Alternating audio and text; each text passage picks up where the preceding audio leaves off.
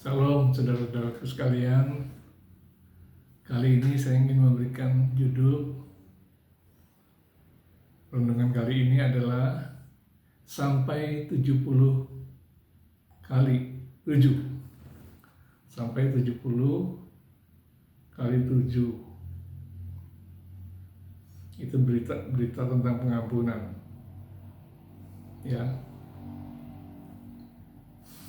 Yesus berkata kepadanya, bukan, aku berkata kepadamu bukan sampai 7 kali, melainkan sampai 70 kali 7 kali. Matius 18 ayat 22.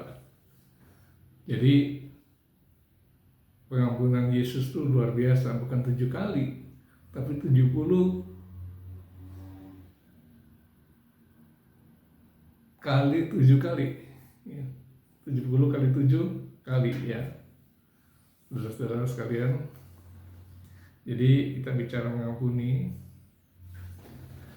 Suatu hari bertanyalah Petrus pada Yesus, ya, bertanyalah Petrus pada Yesus demikian, Tuhan, sampai berapa kali aku harus mengampuni saudaraku jika ia berbuat dosa padaku?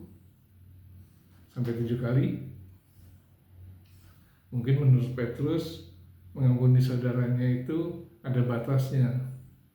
Kalau diberi toleransi sampai 77 kali, itu pasti sudah cukup lah. Kalau diberi toleransi sampai 7 kali itu sudah cukup, sudah sangat memuaskan.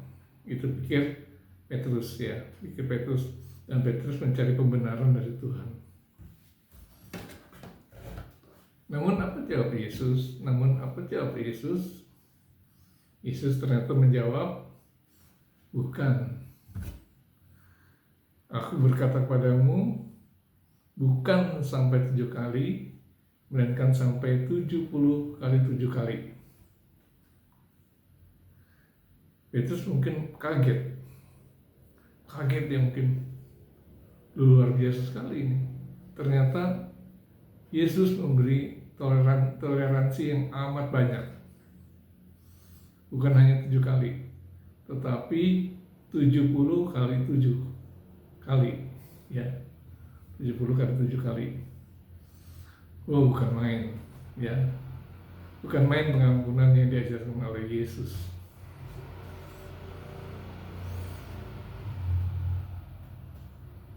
Mengapa sampai 70 kali 7 kali? Sampai 70 kali 7 kali? Bukankah 70 kali 7 itu 490 kali? Jadi jika kita harus mengampuni saudara kita yang bersalah pada kita sebanyak 490 kali, bukankah itu sama saja dengan mengatakan ampunilah saudaramu tanpa batas? Ya, sampai 7 kali 70 kali 7 kali 490 kali kita mengampuni orang. Jadi orang itu membuat kesalahan pada kita maafkan. 2 kali kita maafkan, 3 kali kita maafkan, 7 kali kita maafkan, 8 kali. Ternyata 490 kali, saudara-saudara. 490 kali itu cukup besar, ya.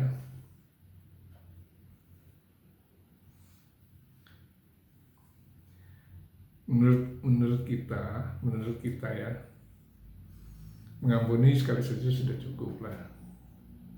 Atau paling banyak 2 atau 3 kali. 3 kali sudah cukup. Bahkan Petrus mengatakan 7 kali. Tapi ini sampai 490 kali. Bukankah itu berat sekali, saudara-saudara?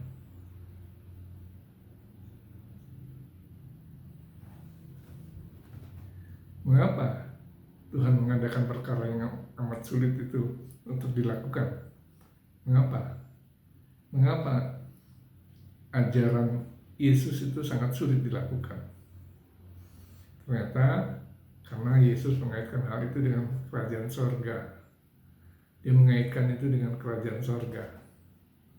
ayat 23, Yesus mengatakan, ayat 23, Yesus mengatakan demikian.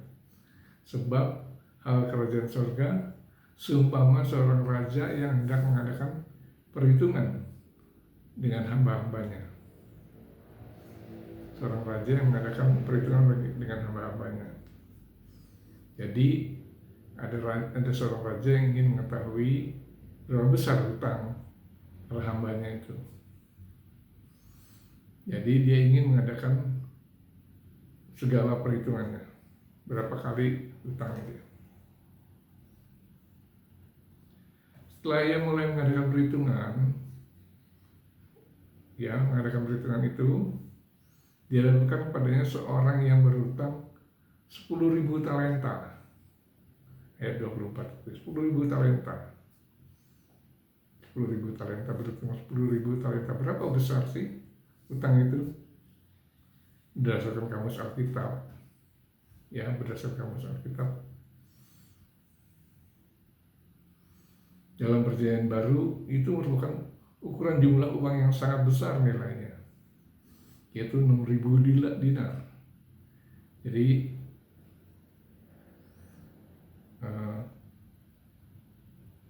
10.000 talenta itu sama dengan 6.000 dinar, ya dinar. Sedangkan satu dinar itu adalah upah pekerja harian dalam satu hari.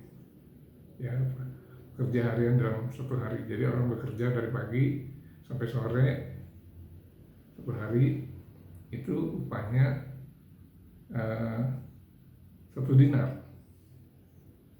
1 dinar itu di dalam Matius 20 ayat 2. Matius 20 ayat 2. 1 dinar. Nah, kalau dikonversikan sekarang, upah buruh harian sekarang taruhlah paling murah 50.000, paling murah. Jadi kalau diuangkan saat ini 10.000 talenta kali 6.000 dinar kali 50.000, berarti 3 triliun. Berarti 3 triliun banyaknya. 3 triliun banyak sekali ya. Bukan main besarnya hutang itu.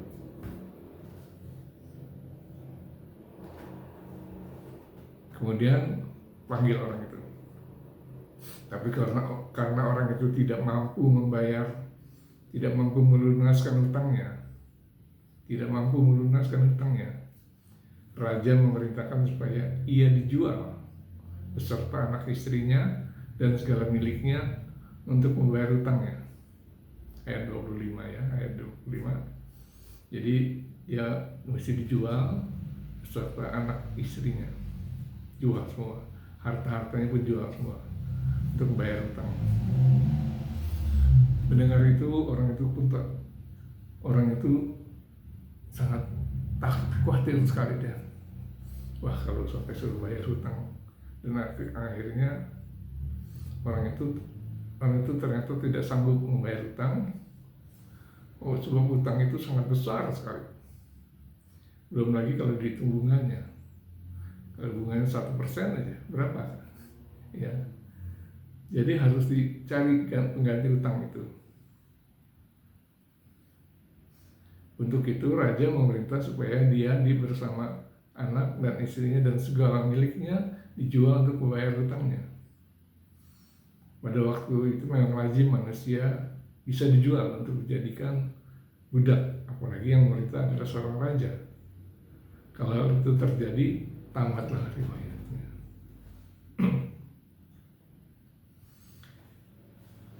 Tapi di dalam ayat 26 dituliskan, maka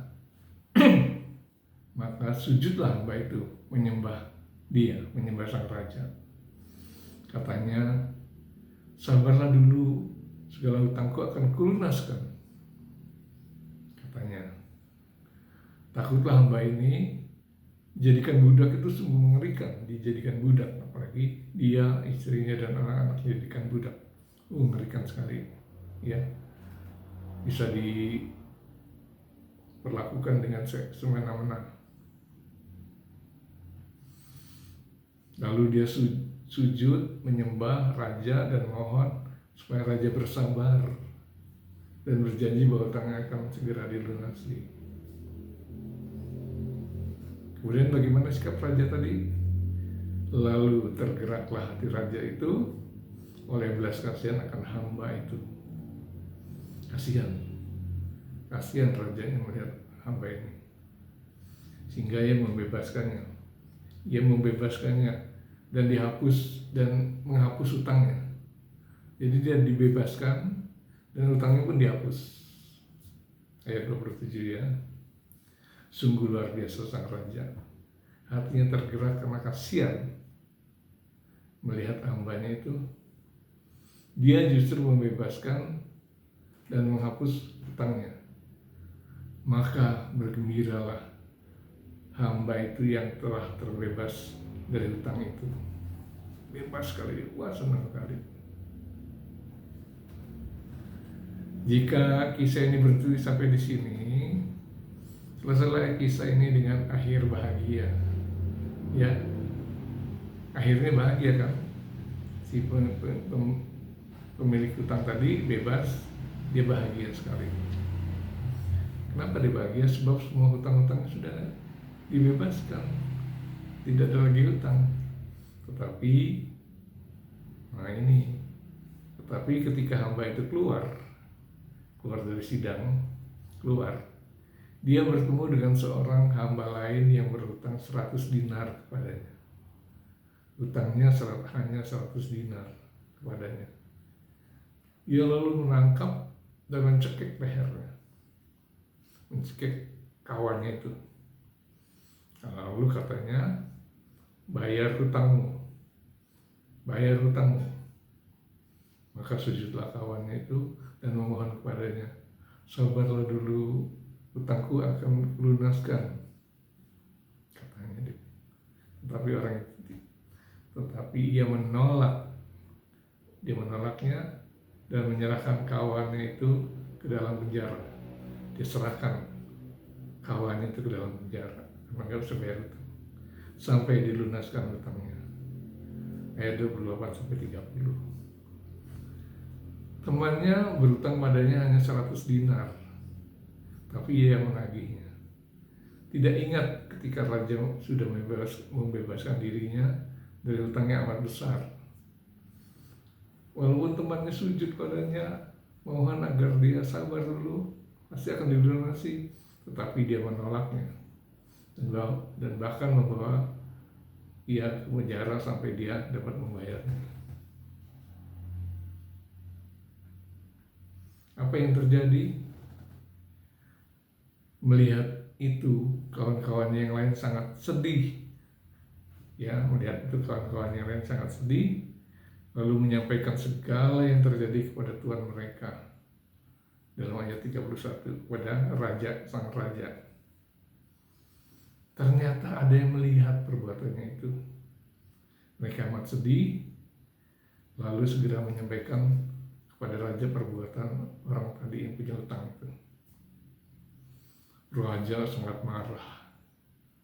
Cepat-cepat dia raja itu menyuruh memanggil orang itu dan berkata kepadanya, hai hamba yang jahat, seluruh hutangmu telah kuhapus karena kamu memohonkan kepadaku. Bukankah engkau harus mengasihi kawanmu seperti aku telah mengasihi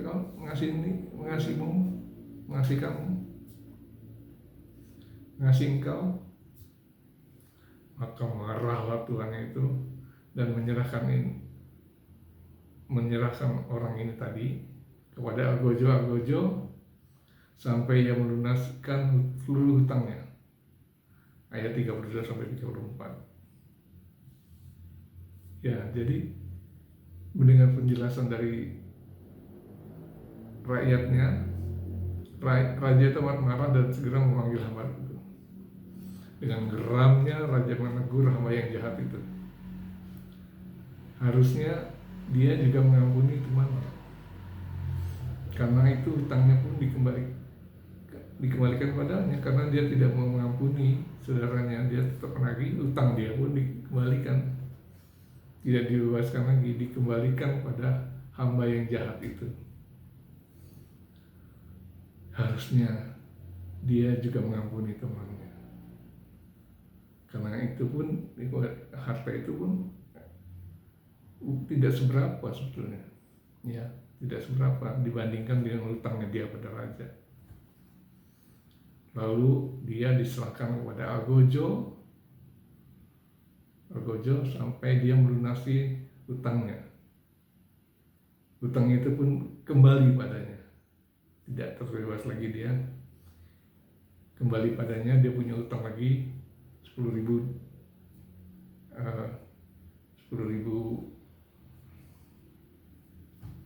apa tadi,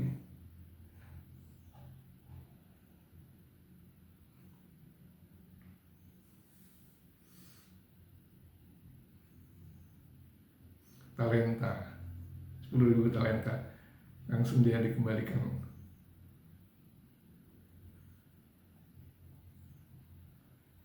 pada orang tadi. Jadi orang itu yang tadinya sudah dibebaskan dikembalikan lagi hutangnya 10.000 talenta. Itulah orang yang tidak mau mengampuni, tidak mau mengampuni dia. Maka Bapakku yang di surga akan berbuat demikian juga terhadap kamu, apabila kamu masing-masing tidak mengampuni saudaramu dengan segenap hatimu. Saya ulangi sekali lagi, maka Bapakku yang di surga akan berbuat demikian juga terhadap kamu, apabila kamu masing-masing tidak mengampuni saudaramu dengan segenap hatimu. Itulah isi hati Bapa kita di surga. Itulah hasilnya. Dia akan mengampuni segala kesalahan kita jika kita mengampuni orang yang bersalah pada kita. Tetapi Bapa di surga tidak akan mengampuni kita jika kita pun tidak sanggup mengampuni orang yang bersalah pada kita. Impas, ya. Jadi kita pun harus segera mengampuni orang lain dengan segenap hati kita. Bukan cuma sekedar basa-basi atau pura-pura saja. Mungkin di hadapan manusia kita bisa bergaya seolah-olah mengampuni orang lain. Tapi di hadapan Allah di surga yang sanggup melihat sampai ke hati kita, kita tidak bisa main-main. Ya, kita tidak bisa main-main. Kita harus mengampuni dengan sungguh-sungguh. Mungkin pada awalnya sifat kedagingan kita menolaknya. Kedagingan kita ini menolaknya. Tapi bila kita ingat lagi perkataan ini, kita harus mengampuni orang yang menyakiti kita. Bahkan bukan hanya itu, kita juga harus mendoakan orang itu. Di dalam Matius 5 ayat 44 tertulis demikian, tetapi aku berkata kepadamu, kasihilah musuhmu, kasihilah musuhmu, dan berdoalah bagi mereka yang menganiaya kamu. Ingat itu Matius 5 ayat 44. Semoga kita dikuatkan untuk mengatasi kelemahan kita, sebab kita harus mengalahkan sifat kedagingan kita dengan pertolongan Roh Kudus. Untuk itu, mari kita minta ampun sama Tuhan. Ya, terima kasih Tuhan. Haleluya. Amin.